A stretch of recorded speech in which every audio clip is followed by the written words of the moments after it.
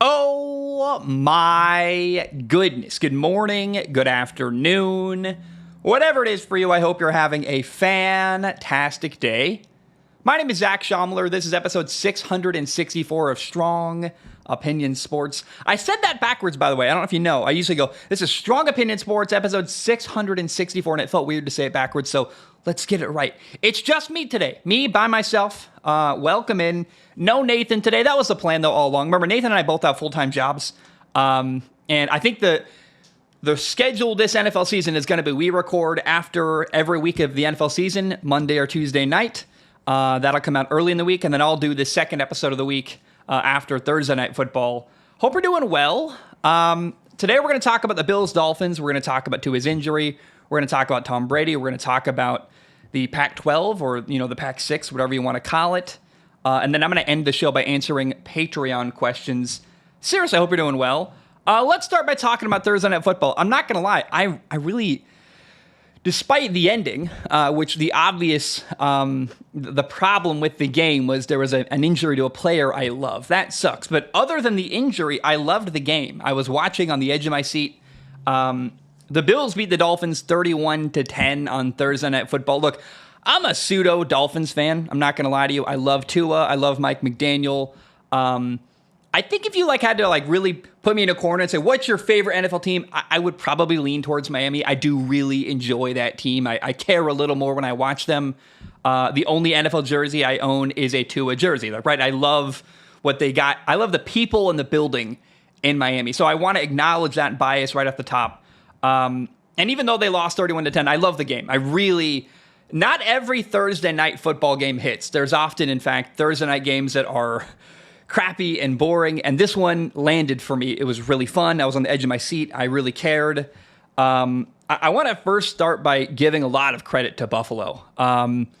We're kind of entering the territory now where it's time to acknowledge, hey, I might have been wrong about Buffalo. They look better than I thought. This was a really impressive win for them, in my opinion. And it's not just that they beat Miami, who we really haven't seen enough from Miami really to know how good they are or not. Their defense was incredible. The conversation last night, Kirk Herbstreit was having it during the game. Hey, who's the number 3 receiver in Miami, right? We're talking about, is it Robbie Chosen? Is it, is it Dubose? Is it Jonnu Smith? Who's going to emerge as a number 3 guy? That's a massive victory for Buffalo. I don't want to move the goalposts here. Tua and Miami have 2 of the best receivers in football. They've got the best wide receiver tandem in football with Tyreek Hill and Jalen Waddle. If you have those 2 receivers and then the conversation somehow becomes about their 3rd receiver, the Bills' defense was doing something incredibly right. Tyreek Hill, Jalen Waddle were basically a non-factor in that game on Thursday night. You're like, whoa. Let's not move the goalposts here. That's an incredible defensive performance by Buffalo. By the way, with backups playing, their starting nickel was out. Their starting linebacker, one of their best linebackers in the game, left the game with a pectoral injury. They were short on defense and still shut down one of the, if not the most productive offenses in football last year. You gotta look at this as a massive victory for Buffalo. And it's not just that Josh Allen looked really good. It's not just that James Cook had a 49-yard touchdown run and looked awesome. It's that actually the game plan and the defense by Buffalo was outstanding. And again, I said it before, I'll say it again. We're entering the territory where it's time to look at Buffalo and go, yeah, I personally thought they might have a down year. And we're like, well, we should maybe readjust our expectations. Now, we'll see how the year goes. Here's our next 3 games. They play the Jaguars, who's a solid football team. Then they play at the Ravens, at Houston, then at the Jets. Back to back to back. Those are 3 really tough games in a row. The rest of the schedule doesn't get easier for Buffalo. The Dolphins, the Colts, Kansas City, the 49ers, the Rams, the Lions. In November, they play a stretch where they play the Dolphins, then the Colts, then the Chiefs, then the 49ers, then the Rams, then the Lions, all back to back to back to back to back. Oh, and then by the way, the Patriots, the Jets, Patriots. The Jets are a competent football team. The Patriots, are a competent football team that if they play mistake-free football, they're not an easy team to beat. In my opinion, that's what my takeaway was from week 1. So I say all that to say the schedule ahead is brutal for Buffalo. Specifically for Buffalo, they got to be on top of their A game to succeed this year. So far through 2 games, they've made it work both times. They found a way to beat Arizona week 1. It was ugly, but they did it. And then this was really kind of a dominating performance against Miami, shutting down Tyreek Hill, shutting down Jalen Waddle. Again, the conversation during the broadcast was, there's no real number 3 receiver. It's like, you shouldn't need a number 3 receiver, right? Like, you got Tyreek Hill and Jalen Waddle. How are they a non-factor here? It's a massive victory for the Bills defense. And I just can't give enough credit to them. I really think that's important to say. If you're a Bills fan, I think you would want to hear that, especially after the way I talked about Buffalo during the preseason, being like, they're kind of down. I'm not sure about them. Let's acknowledge 2 weeks in, they're 2-0, and this victory week 2 on Thursday night grabbed my attention.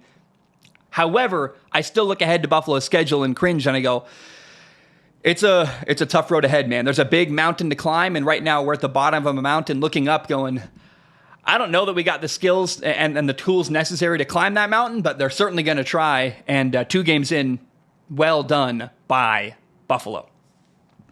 Let's talk about Tua. I thought, I don't know if it's just the cameras. I don't know if you noticed this, but on Thursday Night Football, the camera work was incredible. Like, it's clearly they're using more expensive, higher quality cameras. I don't know if it's streaming quality. I don't know what it is. I felt like the look of the game was more crisp, and I don't know if that influenced my opinion of Tua, but I look at Tua and I'm like, Tua looks better than ever. He looks in better shape, looks a little more trim, physically looks better, stronger, healthier. Ironic to say that given he got a really concerning injury during this football game, but I was watching Tua going like, he looks like maybe the best I've ever seen in his career. I know that's an insane thing to say in a game where Tua had 3 interceptions, but let's talk about the 3 interceptions before we talk about the injury. On his first interception, Tua throws a glance route, which means he threw a 5-step slant, perfect timing. He literally hit his receiver in the shoulder pad. His receiver wasn't looking for the ball. That's a great throw. That's a really difficult thing to do, to hit a receiver while they're moving. The receiver didn't get his eyes around. It didn't look for the football. That's a great throw, great timing, perfect job by Tua. Bad luck, and a receiver not really understanding where you're supposed to be, not getting your head around. Anytime you hit a receiver in the shoulder pad because they're not looking and it's just them not getting their head around, that's a great throw. Bad luck, ball tips in the air, gets picked off. So that's interception number 1 from Tua. Interception number 3, he was targeting Robbie Chosen. Again, this search for who's the number 3 receiver in Miami. We thought it was going to be Odell Beckham Jr. He didn't play. He wasn't healthy. So Robbie Chosen gets targeted. The ball's high over his head. It's unclear what happened on the second interception. To me, it looked like very clearly receiver and quarterback not on the same page. Was that Tua's fault? Was that Robbie Chosen's fault? Given how sharp Tua looked and how accurate he was and how much understanding he showed of the offense on Thursday night, I think it's more likely Robbie Chosen, the receiver, didn't know what he was doing, and Tua was right, receiver was wrong. So 2 interceptions, I would say both weren't Tua's fault. And then the third interception was a brutal one. Later in the second half, the Dolphins are banged up. Their left tackle's injured. Their left guard is injured. They're really short on the offensive line. They're back to like their 3rd string left guard. Tua's under pressure. He's running. He's getting sacked and tries to throw the ball away as he's getting sacked and just simply doesn't get enough on the throw. Ball doesn't make it out of bounds, gets picked off and taken for a brutal return. That's a tough one. Like, it's Tua's fault. Let's acknowledge that interception. That's Tua's fault. It's a pick 6. That can't happen. However, like, you also, I think, have to acknowledge, any kind of intellectual honesty would acknowledge that's a good decision. Throw the ball away. It's a physical miss. Like, you're doing the right thing. You're throwing the ball away. If that ball makes it out of bounds, it's a great play by Tua. He simply doesn't get enough on the ball, doesn't quite make it out of bounds, gets picked off and taken for a pick 6. Here's my point. I think even though Tua threw 3 interceptions and the box score looks horrifying, the box score and the numbers don't actually align with what I saw on Thursday night. Now, I acknowledge at the top of this segment, I love Tua. I'm a huge Tua fan. It's the only NFL jersey I own. I am biased. I acknowledge that. But I talked through all 3 interceptions, and you go, is that the quarterback's fault? Or is that some bad luck, one bad route, and then a physical miss where, again, not enough on the ball, but that's the right decision? It really stood out to me when you watch Tua, the ball went to the right location basically every single time on Thursday night. He is sharp. He looks locked in. He knows that system really well. Tua's an enigma, a kind of a weird quarterback where he doesn't have the physical traits to win without like being really sharp. He's got to be perfect. He's got an okay arm, not the strongest in the world. He can't run around. He's not an Anthony Richardson, where Anthony Richardson, the Colts quarterback, can get stuff wrong and just, will his way into success by off his back foot without setting his feet, launch the ball 60 yards to an open man for a touchdown. Tua's never going to make that play in his entire life. He doesn't have the physical skill set to overcome not being perfect. And I actually thought everything he could control, he did very, very well on Thursday night and showed like a mastery of that offense. And watching the Dolphins offense is, dude, it's so much fun. Like they do so many different things and it's really incredible. So I just think that the first thing we got to acknowledge about Tua is that he looked, I know it's crazy to say, you can make fun of me if you want. I personally watched Thursday night and thought he looks really sharp. I know the stats don't reflect that, but he had a weirdly good game. And I honestly thought, like, they were driving in the second half when he threw that pick-6. I was like, man, it looks like he's going to lead them on a comeback. And, you throw the interception, you're down 31-10, 21 points. But then he follows it up with a long drive. They're leading him downfield. And then we'll talk about it on 4th and 4 on the 13-yard line. Tua runs up the middle. And instead of sliding, he gets hit. And he gets a concussion. He's out for the game. But they were driving. It's another moment where I want to acknowledge, hey, Tua had them driving down the field. And something that happened, we'll talk about it, wasn't entirely out of his control or not, but he gets hurt. Felt like they were coming back. It felt like they had momentum going towards Miami. And I really wonder if Tua plays the whole rest of the game, does it get interesting at the end? Maybe Buffalo still wins, but maybe it's a one-score game and close, and we're on the edge of our seats wondering what's going to happen. I don't know what the future for Tua is. I really don't. I do want to acknowledge, before I forget to talk about it, I want to shift gears, though, back to Buffalo briefly, because I talked about the offense in Miami. I want to say this before I forget. Buffalo found a really awesome offensive coordinator. Joe Brady is a guy, he worked with Joe Burrow, actually, in Louisiana at LSU. He was elevated to the offensive coordinator last year. He made some great play calls for Buffalo. And I praised Buffalo earlier in the segment. He had some really good stuff, man. The thing that stood out to me was early, the opening touchdown of the game for Buffalo. It was 4th down. They line up, they get set up. And I'm like, are they really going for it here? Like, wow, this is ballsy. They're really taking this game very seriously. They line up and they call a timeout. And then they line up again and still, they're like, yeah, no, they're doubling down. They really are going for it on 4th down. They throw they put a motion guy to the right, do like a half roll to the right, throw back to the left, goes for a throw to the flat route on the left, goes for a touchdown. It was a beautiful play call. And the one thing I want to say before I forget is that Joe Brady looks incredible as the offensive coordinator in Buffalo, dialing up great play calls. They're doing a lot of stuff. If you're going to praise Miami for doing all kinds of different formations and motions, you have to acknowledge Joe Brady is doing the same thing in Buffalo. That offense looks outstanding. And his play calls specifically, he's dialing up incredible designs and doing them in the right moments. You got to give a lot of credit to Joe Brady, the Bills offensive coordinator. He's outstanding. And I walked away very, very impressed with what happened on offense in Buffalo. I was like, wow, I'm surprised at how good Buffalo looks, and they deserve credit. Now, let's talk about the injury, though, because 4th and 4, you run for 6 yards, you're past the line of scrimmage. Tua's got to slide, he's got to get down. He takes an unnecessary hit, gets hit in the head, gets a concussion, he's out for the game. Now Tua's career is in question. I said Carrera. Tua's career is in question. And it's so avoidable. Everyone's like, should Tua retire? I'm like, Tua should slide! Not retire. Like, why are we, if he slides, we're not talking about retirement here. It's so straightforward that, like, Tua just, I love the guy. I do. He's doing a terrible job protecting himself. It's like, dude, stop taking unnecessary hits. We shouldn't be having a conversation about Tua retiring today, possibly.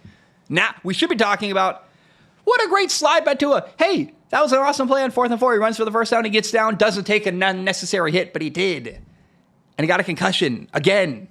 I don't know what to make of this. People want me to talk about Tua's concussion history and should he retire, all this stuff. It's really up to Tua, man. Like, what do you want from your life? Do you want to risk another head injury? If you're not going to protect yourself, you probably should. maybe I think the way Tua's playing the game is very unwise, dude. Like, there is a moment in time where you should take a hit. That was not it. I don't know if he didn't know where he was on the field. I don't know what's going on. He crosses the first down marker, doesn't get down, takes an unnecessary hit, gets hit in the head. He's like flexing his hand. It's clearly a concussion. You're like, ah. And it's far from the first time for Tua. And it was avoidable is the thing that stands out to me. Now, I got a couple of questions on Patreon about this. Chaz writes in, says, HVAC Zach, talk to me. There's no way Tua keeps playing after his fourth that we've seen him out cold concussion right now. How do you think the league handles this? Day one, first time writing in, sounds like Chaz. How does the league handle Tua? I mean, you can't force someone to retire, but it's certainly a very delicate situation here where a quarterback has had multiple injuries. It's concerning. It looks really bad publicly, and it's a problem. And I don't know. I don't know what's next for Tua. I really don't. I think he clearly can play. He's clearly demonstrated mastery of that offense in Miami. I respect Tua a lot. I think he does a lot of things well. Things he doesn't get credit for, frankly, in my opinion. But that was a bad move to not slide. And if that's the last we ever see Tua play football, it's a shame. It really is. I loved watching Tua play on Thursday Night Football. Tim writes in, says, when we talk about dumb quarterback decisions, we usually talk about interceptions, but I think Tua not sliding after getting the first down is borderline inexcusable given his injury history. He should be specifically training these types of plays and learning how to protect himself. It's simply bad coaching that he was unprepared for this situation week 2.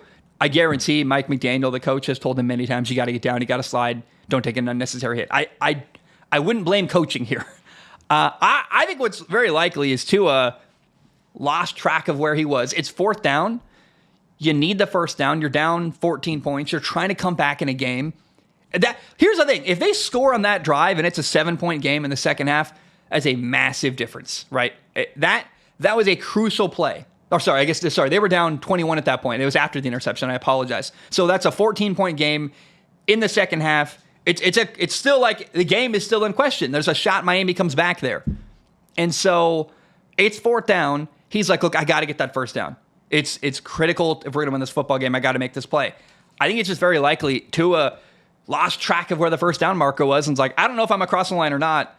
I got to get as many yards as possible because I don't want to run the risk of not getting a first down here and turning the ball over on down. So I would almost guarantee if you ask Tua, if he remembers, unfortunately, after taking a hit to the head, I bet in that moment he's like, am I past the line? I'm not sure. Let's just get as many yards as I possibly can.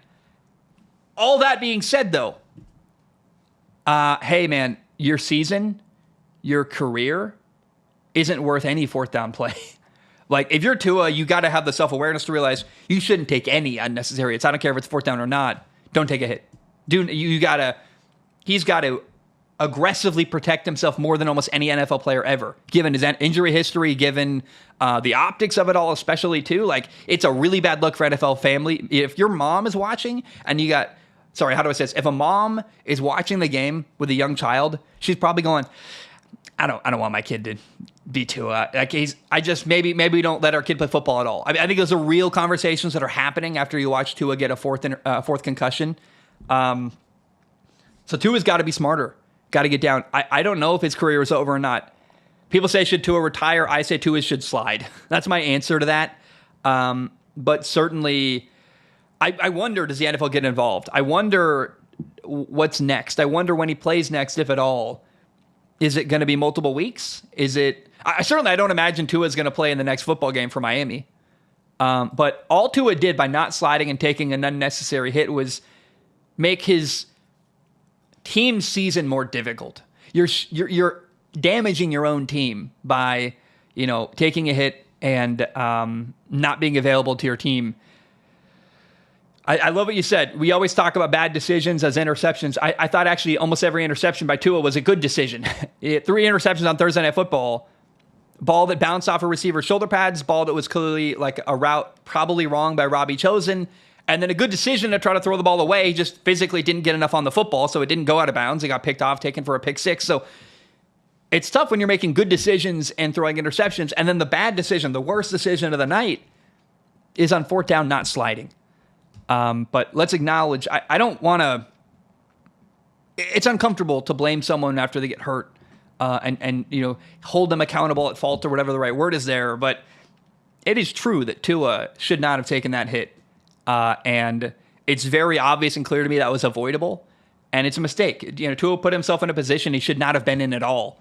And it's very, very disappointing and very, very unfortunate. All right. We got some news in college football.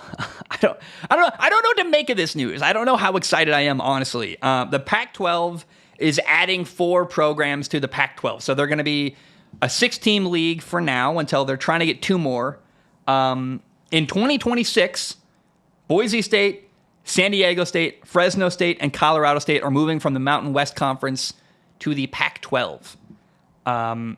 The Pac-12 is trying to reach 8 schools because the minimum requirement to be an FBS conference is you need to have 8 programs for college football. So they're trying to get to 8. They've got 6 now. They've got Washington State, Oregon State, Boise State, San Diego State, Fresno State, Colorado State. They are the Pac-State schools. Every one of those schools have state in their name. Kind of hilarious. I don't know what to make of this. I don't know how excited I should or should not be. I've watched Fresno State a handful of times in my life. I liked watching Derek Carr and Devontae Adams. I liked watching Jake Haener. They have grabbed my attention a couple times, but for the most part, I can't think of very many moments in my life I've been like, can't wait to watch Fresno State football. Oh my gosh. Colorado State. The last time I remember watching them was when they played Colorado last year in this bloodbath, ugly game that Colorado won. It was fun. It was entertaining. It was a big deal. Boise State historically has made a lot of noise. I remember the Kellen Moore era. That was awesome. I really enjoyed classic Boise State years ago. They haven't been the same since Chris Peterson left. San Diego State has never been on my radar, never been a team I'm like, oh my gosh, San Diego State. I mean, it's good to get a Southern California team in your conference. Helps you have recruiting go well for you, but it's going to be expensive to bring these 4 programs in. It is official. It has been announced by the Pac-12. Each Mountain West school has got to pay $17 million to leave the Mountain West. And then the Pac-12 is responsible to pay $10 to $12 million in a penalty fee for each Mountain West program they're stealing from the Mountain West as their current agreement would stand. Because remember, it's kind of weird. It's kind of the Pac-12 backstabbing the Mountain West. The Mountain West helped the Pac-12 schools, Oregon State and Washington State, fill out a schedule this year so they could literally play football games. And for them to backstab them, it was telegraphed. We saw it coming. We saw the Mountain West trying to play nice with Oregon State and Washington State, inviting them into their conference even. How big of a deal is this? I don't know. I really don't. We're going to learn a lot. This weekend, Washington plays Washington State and Oregon State plays Oregon. If both Pac-12 schools beat the Big Ten schools, that'd be a big deal. Be like, oh, wow. Oh, hey. What a statement there. And we saw Washington State just beat Texas Tech. It's not nothing. They're trying, man. The Pac-12 is really doing their best to stay alive, stay relevant. They need 2 more football teams. That's the truth. I don't know what 2 more teams they're going to add. It's a weird conversation. I just don't know. You ask yourself, are you excited to watch San Diego State? Are you more likely to tune into a Pac-12 game with Fresno State or Colorado State? Is that going to move the needle? Boise State's kind of a nice grab, given their legacy, given the stuff they've done in the past, but the rest of the Pac-12 is kind of these are all not that impressive programs. I really got to say, I went to Washington State. They're not cream of the crop, dude. I went there. I was there for Gardner Minshew and Mike Leach. That was fun. But they were talking like they were going to beat Alabama back then, and I was like, you don't realize how irrelevant nationally you are. So it's cool. It's interesting to see the Pac-12 try to stay alive. I'm curious who their 2 more programs could be. I think actually Montana State in Bozeman. I love Bozeman, Montana. It's a beautiful town. It's really fun. They are a D1 AA program, an FCS program in the Big Sky. I could see Montana State elevating themselves to some kind of FBS level. They're a really big school. They've got money there. They care. I'd be curious if they could. Idaho is making noise in the FCS level. They are one of the best teams in the FCS level. I don't know who the next 2 teams the Pac-12 are going to add. I really don't. But I would think they're going to try. They got to get 2 more teams. I don't know where those 2 teams are coming from. I'm just going to throw it out there. It's possible it's Montana State is one of them. And given how competitive they've been, given that they lost to Oregon by a minute score, maybe Idaho's one. I'm just pulling that out of my butt. That's made up. I have no idea. I'm just throwing out ideas out there. They need 2 more teams to fill out the 8-team requirement to be an FBS conference. I don't know where these 2 more teams come from.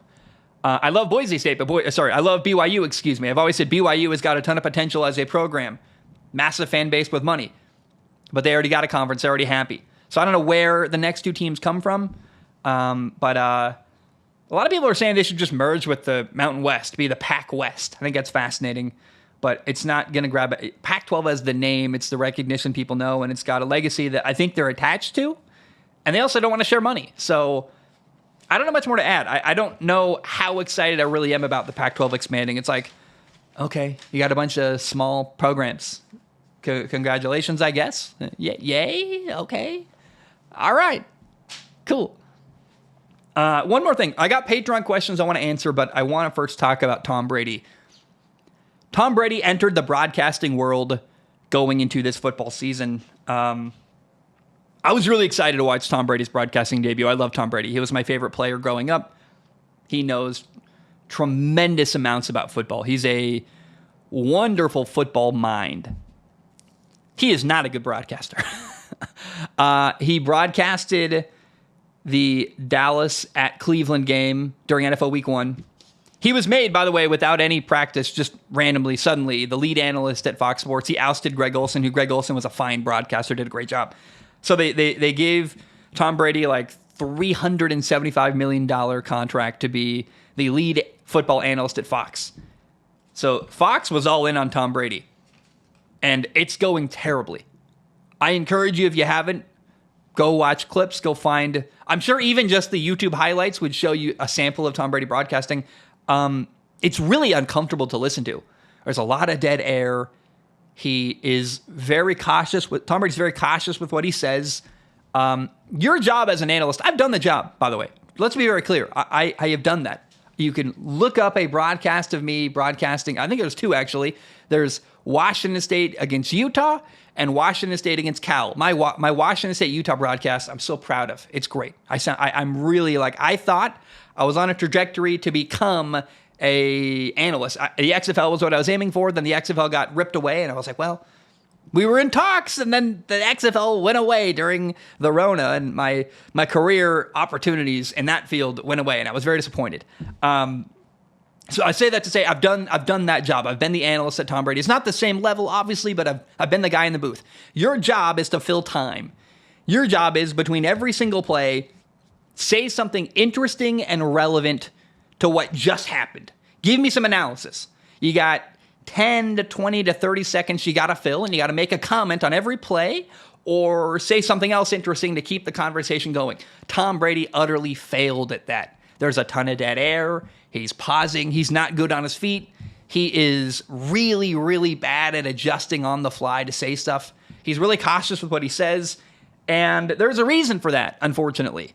Tom Brady is in the process of becoming a minority owner of the Las Vegas Raiders, an NFL franchise. And because of that, the NFL has very much restricted and limited his ability to prepare as a broadcaster. He cannot enter team facilities. He cannot participate in production meetings. He is not allowed to do what normal broadcasters would do to prepare for their games week to week. And because of that, I'm sure that's a part of why he's struggling. On top of that, he just, I don't think, has a natural flow of conversation. He's not very good at... I think even with no preparation, you can still show up and do a better job than Tom Brady did just by keeping conversation alive. He looks guarded. He looks uncomfortable. It's not going well. We're one game in. I've got patience. I've got time. But even before that, I watched the Michigan-Texas game. If you watch that football game, you saw a Tom Brady interview at halftime with Joel Klatt. Tom Brady was bad in that interview. So I don't think it's just, hey, Tom Brady isn't preparing and isn't allowed to participate in production meeting. It's also, hey, Tom Brady's not very good on camera. That's just the truth. I love him. I want to see him do well. I was excited for his broadcasting debut. No one was more excited. I was like, oh, this is going to be a home run. I can't wait. Tom Brady talking about football. Are you kidding me? And it's a disaster. It's really bad. And here's the truth. So he was given a $375 million contract with Fox. To me, that's more than enough money. He's got residency in Florida. He's not paying state income tax on that money. You have to pick. Do you want to be an owner of the Raiders or do you want to be a broadcaster? Which one do you want to do? Pick a lane, dude. You clearly can't do both. Because not only is he not allowed to, prepare, he's also been instructed you can't make critical comments about other NFL teams. So he's got to be like positive, and it's a really difficult line to toe. It's really hard to follow the guidelines the NFL has given him. I would basically say it's impossible for Tom Brady to do his job properly, given the restrictions the NFL has put on him because of his minority ownership in the Raiders. Tom Brady, you got to decide. Do you want to be a broadcaster or do you want to be a minority owner of the Raiders? It seems like he can't do both. And so I find myself disappointed because I was really excited for this. I think I don't know where he's going to pick. It's untenable. There's this really horrible tension between the two roles Tom Brady's trying to play. And if you watched him broadcast week 1, you would know it's not good at all. Like, it's really, really uncomfortable. It's like it affects the game experience a lot. A massive part of watching a football game is the two dudes in the booth broadcasting. You know why Thursday Night Football was awesome between the Bills and Miami? It's because Kirk Herbstreit and Al Michaels were on the top of their game, and they brought energy. The crowd was into the game. The presentation was great, but a key part of the presentation of any football game watching experience is the broadcasters. And if Tom Brady's not going to be a good broadcaster, he's going to really impact the viewing experience for any game that's broadcasted and shown on Fox. It's a problem. So it's a story to follow. I don't know what's going to happen the rest of the year with Tom Brady. Maybe he gets better. Maybe he watches the tape, watches week 1, reviews his performance, and goes, okay, I got to do this, and this. I don't want to doubt Tom Brady's ability to make adjustments and be coachable and prepare. We saw that his entire NFL career. I don't know why that skill set wouldn't translate. I'm a quarterback in my everyday life all the time. I'm a type A person. I handle stuff. I prepare really hard, and I make adjustments. I try to be self-aware and learn from mistakes, just like I did as a quarterback. Every lesson I learned as a quarterback is a lesson I carry with me in my everyday life, in my career, as a husband, as an HVAC technician, everything. I try to learn and do the best I can. I don't know why that wouldn't also apply to Tom Brady's career as a broadcaster, but right now, where we stand after 1 week, Tom Brady is an awful broadcaster, and we will see if that continues, and we'll see if he gets better as the year goes on. All right, let's answer questions from Patreon. If you want to support the show, go to patreon.com/Zach Schaumler, patreon.com/Zach Schaumler. Every week at the end of the week, I sit down Thursday night, I record a podcast talking about Thursday Night Football. I look ahead to the next week. I talk about whatever little hanging chads we have throughout the week. And I answer Patreon questions on patreon.com/Zach Schaumler. It's $1 a month. You can donate more if you want to. Please do. But $1 a month, that small fee, gives you access to submit questions on Patreon. Question number 1 today comes from Josh. He says, HVACery Zachary. HVAC Zach is fine. You could just say that. But Josh says, do you think it's a real possibility that Kansas City could go undefeated and three-peat? I thought the Ravens were the hardest opponent on their schedule besides maybe the 49ers. If they do, would you be comfortable calling Kansas City the greatest team of all time? And a follow-up question, what video games are you currently playing? Currently none. I was playing Spider-Man. I just fell off. Spider-Man didn't grab my attention very much. I'm about to play Astrobot. Now, I want to actually figure out how to record gameplay footage of it, so I haven't played Astrobot yet. I've literally been, just because I need to figure out the mechanics of using a PC to like record a game, gameplay footage. But I want to play Astrobot, the PS5, 3D platformer. That's going to be fun. But your question, is there a real possibility Kansas City goes undefeated? No, not really. I don't believe that. Here's how the NFL works, man. You're not going to win every game. I will never, ever put money on or believe that's going to happen ever again what the Patriots did. And the Patriots didn't even do that because they didn't even finish and win the Super Bowl. No one is ever going to win every game in an NFL season. It's just never going to happen. At least not in today's modern NFL. There's too many factors. You have one bad game, it's over. But on top of that, if Patrick Mahomes has a bum ankle for a week and they slip up, there's just so many ways Kansas City could lose a game this year, even though they are clearly, in my opinion, the best team in football. So undefeated season's off the table for me. It's just not going to happen. But a three-peat is definitely a possibility for Kansas City. In fact, I would say it's very likely. Right now, Kansas City should be the favorite to win the Super Bowl by a mile, in my opinion. You look at their schedule, you look at how good they looked week one, you look at how good they are on paper, and you're like, KC should win it all again for the third time in a row. In fact, they won a Super Bowl last year and got better in the offseason, which is unheard of. So, to me, yes, Kansas City is undefeated on the table, no, but is three-peat possibility a possibility? Yes, absolutely, 1,000%. Captain NDA writes in and says, "What's up, Zach? Longtime listener but new Patreon. As a Browns fan, the Baker Mayfield situation is so painful. I hated when the Browns ran him out of there, and he was so much more likable on and off the field than Deshaun Watson. But my question is, what would you do if you were the Browns general manager?" I'd trade for Joe Flacco. I don't know. I'd do anything other than have Deshaun Watson be my starting quarterback. Not only is it that he's playing like, let's say it, he's playing like dog shit. Deshaun Watson looks awful. Awful. Not only, and it's more painful when you realize, hey, Joe Flacco came in and played really well in the same offense. So it's clearly not just the offense. It's like, well, it's Deshaun Watson that's the problem. His teammates also appear to hate him. They're not helping him up. They're not, I don't think people in the Browns locker room like Deshaun Watson. It's a horribly toxic situation.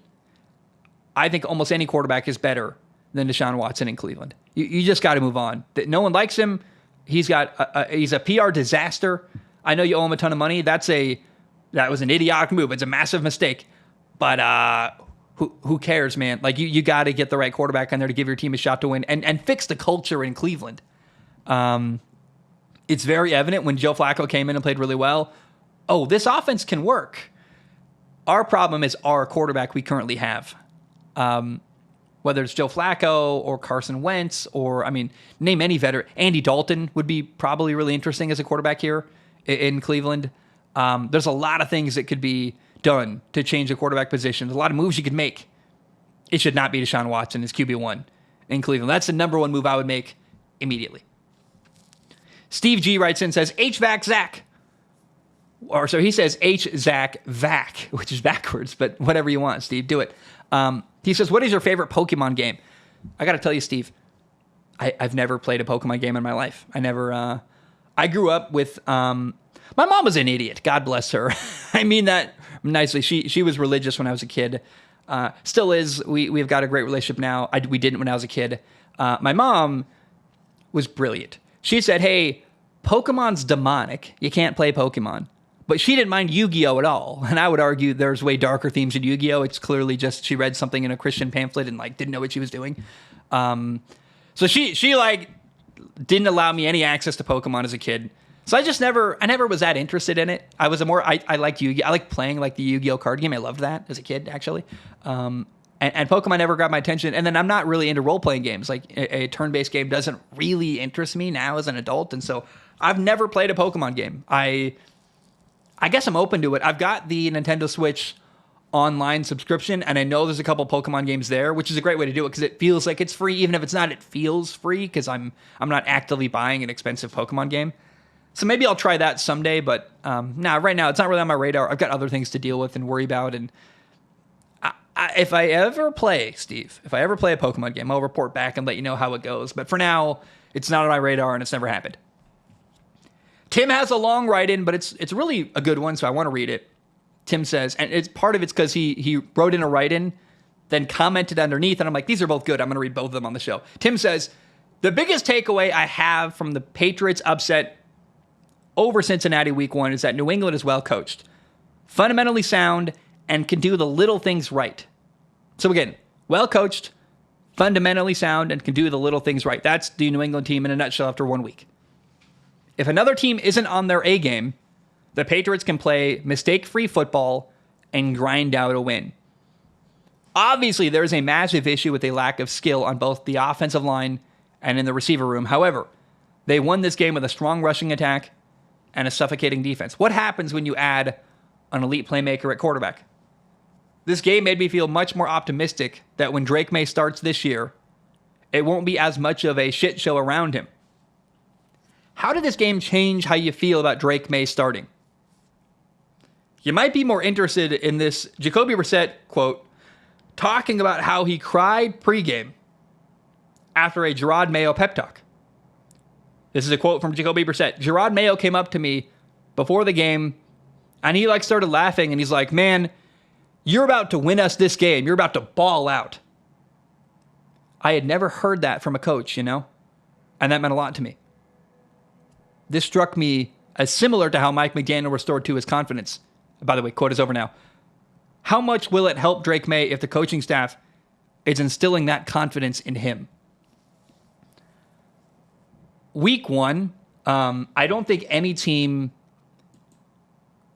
There are two teams that really grabbed my respect week 1.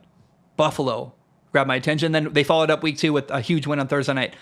But the Patriots, no team impressed me more than New England. They really, really impressed me. I was like, oh, wow. This is a big deal. This is awesome. And I thought that the way they won, the level of detail they played with, there's a player that stood out to me. They got rid of Matthew Judon.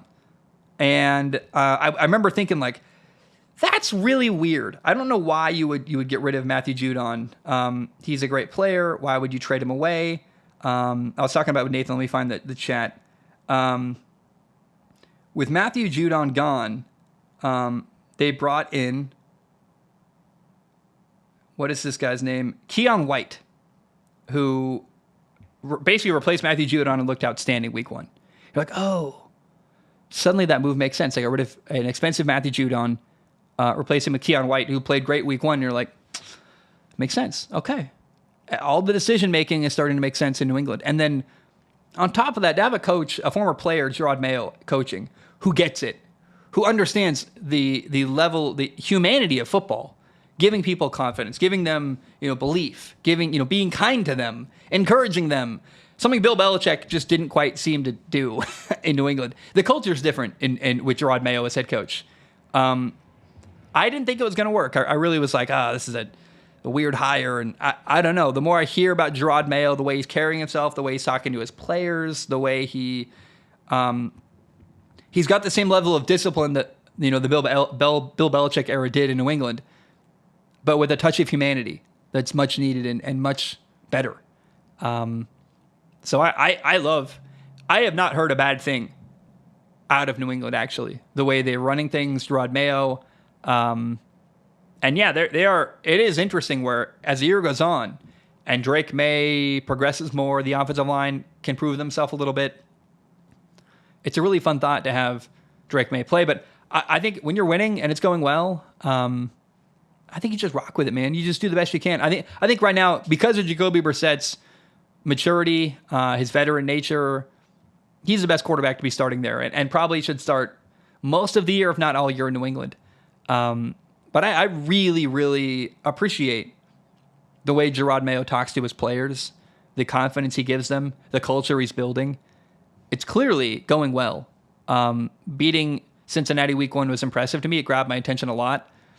I don't know what the rest of the year looks like for New England. They've got a tough schedule, and I don't think they're super talented. But they're certainly not a tough victory, or they're certainly not an easy victory like I thought.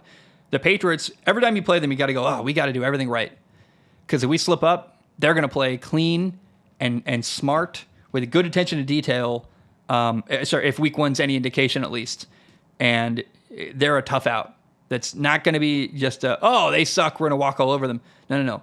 You're not playing the Carolina Panthers. The New England Patriots have a really good attention to detail, are going to do little things right and not be easy to beat. And I love that. Justin, let's talk about Carolina, says, HVAC Zach, what the fuck was that on Sunday? I pump optimism and denial into my blood all offseason, even declaring the Panthers as being capable of winning the division, just for them to take a giant shit on my hopes and dreams. Derek Brown, our best defensive player since Brian Burns left, is also out with a potential season-ending injury. It's only week 1, but we look bad. At least we'll actually get our first round pick this season, I guess. I watched the film of that game. I might make a film analysis next week after we got 2 games to film on Bryce Young. Look, the tackling was awful on defense. The Carolina Panthers defense looks fucking atrocious. Terrible effort, terrible tackling, bad angles. Everything on the defense is awful. Awful in Carolina. So defense is awful. The offensive line is not very good. They can't protect Bryce Young. And then when you watch the film of Bryce Young, it's very clear he's guessing a lot. He's really, really uncomfortable. He doesn't seem to very clearly understand where to go with the football. There's a couple times where, great example, I'm simplifying things here, but there was a play where they got 3 defenders over 2 and 3 defenders over 3. And he goes to the side, overloaded with more defenders covering 2 receivers, and you're like, why pre-snap did you go to that side of the field? And when you watch Bryce Young repeatedly, you're like, I can't understand why he's picking to go to one side that he's going to over the other. It makes no sense. And it's clear to me he's just guessing a lot. He doesn't know the offense very well. Bryce Young is not useless. I want to make that very clear because he made a couple plays outside of structure where he extends a play, keeps it alive, and throws for a nice first down. You're like, that's a good play. But he had 2 interceptions on overthrows. One, first play of the game, play action, throws the ball over the middle, got picked off, throws high, it's nowhere near. Another play where he's stepping up, trying to throw a corner route, ball sails high, over receiver's head, right into a defender's hands. Bryce Young looks uncomfortable. And then here's the damning thing in Carolina. If you want to beat the Carolina Panthers, you blitz them. You blitz the hell out of them. They have no answer to beat a blitz at all. I saw the Saints run cover 0. Bryce Young could barely get the ball out of his hands. The play calling did not impress me at all in Carolina week 1. When there was a blitz, Bryce Young had no hot route. There was no built-in option to beat a blitz. There was no... Usually, when I designed an offense, at least I was briefly a high school offensive coordinator, it's not the same. I want to acknowledge that. But every play in my offense had a built-in route. Hey, if they blitz, here's where you go. Here's your answer, how to beat a blitz on every play. I watched Bryce Young multiple times take a deep drop with players running way downfield, not turning their head around quickly if there was a blitz, and Bryce Young having no answer to beat a blitz at all. In fact, many times I saw Bryce Young week 1. When they blitzed, he's dead to rights because there's nowhere for him to go with the football. All he can do is take a horrible sack or try to run around and make something happen. That's bad play design, in my opinion. I thought top to bottom, the Panthers, look, I don't know how the heck Dave Canales did last year in Tampa. He did good enough to get a job. He did really well with Baker.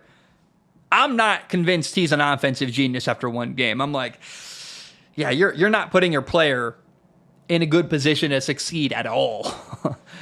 You're running routes way downfield with an offensive line that can't protect you. You're not getting the ball out of his hands quickly. It's really bad. I thought the play calling was bad. I thought the offensive line was not very good. There was no answer to beat a blitz. Bryce Young was not very accurate. He missed throws.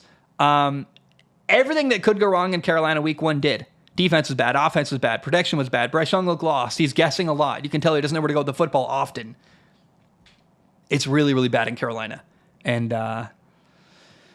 they look like, I watched that film, that's the worst team in football. It really is. It's really like, yikes. Let's end the show with Jake. I don't have a lot to say here, but I'll try to answer it. Jake says, hey, Zach, this is my number 1 pet peeve about the NFL right now, and I want your take. I think that the worst rule in football is that so many defensive penalties result in an automatic first down. I am sick of seeing a team get a first down on 3rd and 20 because the defensive back got called for a hold that was iffy at best. If the yards you get from a penalty do not get you a first down, you don't deserve a first down. Thoughts? I think that's a very reasonable take. The NFL is trying to incentivize offenses and make it, as easy as possible to score. Let's acknowledge that. So you're not going to see the rule ever change. But I don't mind 3rd and 20. You get a 15-yard penalty. It's now 4th and it's now 3rd and 5 or something like that. Makes sense to me. I don't know why it's also an automatic first down. I'm open to that change. But for the most part, I think the NFL, it's in their best interest to encourage scoring and offense as much as possible. And that's why you see things going the way they're going and why you see the NFL operating the way they are. And I don't think that's going to change anytime soon. Well, guys, Let's look ahead to this weekend, actually, because I know I talked about it with Nathan. I don't think there's much happening in the NCAA this week. I'm pretty sure, if I remember correctly. So Arizona, number 20 team in the nation, plays Kansas State, number 14 team in the country tonight. That'll be interesting. Alabama plays at Wisconsin, number 4 Alabama at 2-0 Wisconsin. That's kind of cool and interesting. But the games that really come to mind that I'm excited to watch, number 9 Oregon at Oregon State. Both teams are 2-0. Oregon's looked really bad the first 2 weeks. They look vulnerable to potentially losing to Oregon State. And then you also have Washington playing Washington State. That'll be interesting and fun. I thought there was one other game, but I don't remember what it is. I don't care. In the NFL, the game that stands out to me most this weekend, there was one specifically. I was like, oh my goodness. It's the Saints and Cowboys in Texas, in Dallas. Both teams won week 1. The Saints dominated Carolina. This is a great opportunity for the Saints to make a statement. I thought that in the Clint Kubiak offense, Derek Carr, I watched that Carolina Panthers, New Orleans Saints tape. Derek Carr looked really sharp. In the same breath, Carolina looked fucking awful. And you're like, well, are the Saints good or is Carolina just that bad? We're going to find out week 2 with the Saints at Dallas. That'll be really fun and interesting. Jets, Titans is interesting. Can Aaron Rodgers win a game with the Jets? 49ers, Vikings is fun with Sam Darnold playing his former team. Huge opportunity for Washington to win a game hosting the New York Giants this weekend in week 2. And then the one other game that really, really interests me, Bengals, Chiefs. What do the Bengals look like in week 2? I have no idea. I think Kansas City's way better. It feels like they're headed towards a really rough game. Sunday Night Football is going to be fun. Chicago at Houston. Can Caleb Williams play better in week 2? And then Monday night, Mr. Kirk Cousins, who's awful on Monday Night Football and looked bad week 1. 3 turnover-worthy plays. Really, really bad game. He was responsible for 3 turnovers, I guess, at least. Falcons at Eagles on Monday Night Football. Feels like the Falcons are going to get their asses kicked, honestly. We'll see if that actually works out that way. And then another warning sign. Denver hosting Pittsburgh. If I'm Bo Nix in my second NFL game, I do not want to play that Steelers defense at all. So a lot of fun games this weekend. Rams Cardinals is interesting. I think the Cardinals have a shot to challenge a really banged up Rams offensive line. In the same breath, though, they are really, really bad at stopping the run in Arizona. So I don't know what to make of that. I'm curious there. But guys, I love you. I appreciate you. Hope you have a great day. And I will see you early next week with Nathan talk about NFL Week 2. Ba-dum-bum, bam, we are